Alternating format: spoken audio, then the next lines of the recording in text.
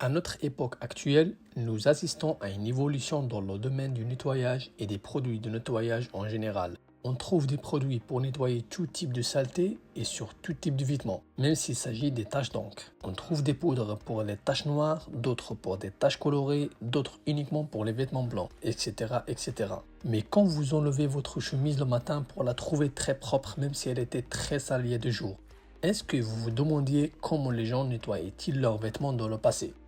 Bienvenue, je suis Zach. Si vous êtes nouveau sur la chaîne, n'oubliez pas de s'abonner et d'activer les notifications afin de ne pas rater les prochaines vidéos de ce genre. À l'époque, les vêtements étaient en lin, en laine ou bien en cuir, et un petit pourcentage du vêtement était en coton. Pour nettoyer les vêtements, les gens utilisaient de l'eau comme matériau de base. Ils mettaient les vêtements dans l'eau et le courant de l'eau des rivières était l'assistant principal du processus du nettoyage. Cependant, nous le mentionnons pour les tâches simples telles que les tâches de poussière et résidus alimentaires. Quant aux tâches complexes constituées de la graisse, la méthode était différente. Ils utilisaient d'autres méthodes qui demandaient beaucoup d'efforts et de force musculaire. Ils mettaient les vêtements dans l'eau et commençaient à les frapper avec des pierres jusqu'à ce qu'ils soient propres. Ou bien, parfois, ils utilisaient des planches de bois. Les anciens Égyptiens avaient un symbole hiéroglyphique représentant les pieds dans l'eau, censé symboliser la façon dont ils nettoyaient leurs vêtements. Et jusqu'à présent, l'eau et l'utilisation de la force physique étaient les moyens de base pour le lavage et aucun autre matériau n'était ajouté pour les aider à le faire.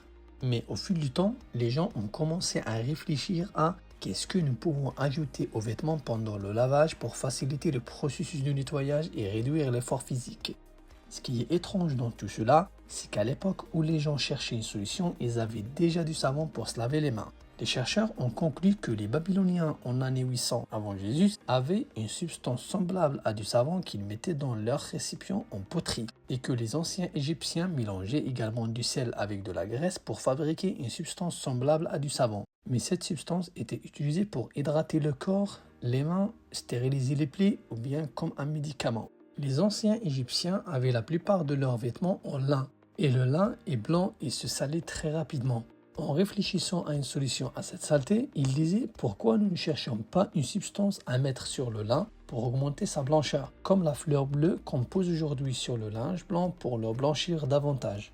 Au cours de leurs recherches, ils ont découvert du sel de natron. Il s'agit d'un sel qu'ils extrayaient du fond des lacs de natron et l'utilisaient pour de nombreuses choses, telles que la momification, le séchage des peaux, le nettoyage des vêtements et encore d'autres utilisations. Ils mettaient ce sel sur les vêtements blancs pour en enlever les taches jaunes.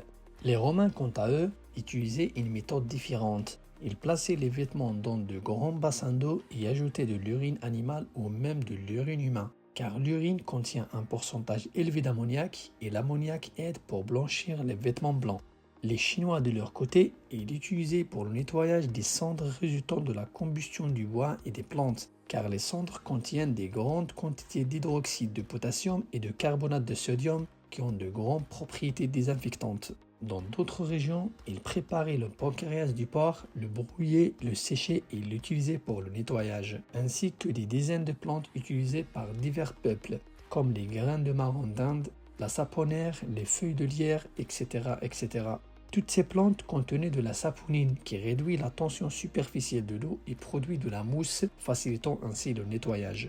Alors, jusqu'à l'instant, il y a eu juste des tentatives pour atteindre le matériau actuel du savon. Et au fil des années et de toutes les expériences que les gens ont faites, l'être humain a conclu que la meilleure façon de fabriquer un détergent est de mélanger des huiles végétales avec des graisses animales et avec une substance alcaline. Et c'est bien la formule utilisée aujourd'hui pour fabriquer du savon naturel. Cette méthode a prospéré dans de nombreux endroits du monde, notamment au Moyen-Orient car il disposait les meilleurs types d'huiles végétales comme l'huile d'olive. Jusqu'au XXe siècle, le savon ordinaire était utilisé pour laver les vêtements, mais le processus était très fatigant car le savon était alors constitué de grands blocs et les gens étaient obligés de le râper et d'utiliser des planches pour nettoyer les vêtements dans l'eau. Et c'était le cas jusqu'à la Seconde Guerre mondiale, lorsque la quantité de graisse végétale a bien diminué dans le monde. Et depuis, les chimistes ont commencé à chercher des matériaux alternatifs et ont ensuite mis au point des produits chimiques industriels qui sont mélangés les uns aux autres pour donner des propriétés très puissantes de nettoyage. Ces détergents étaient plusieurs fois plus puissants que le savon naturel.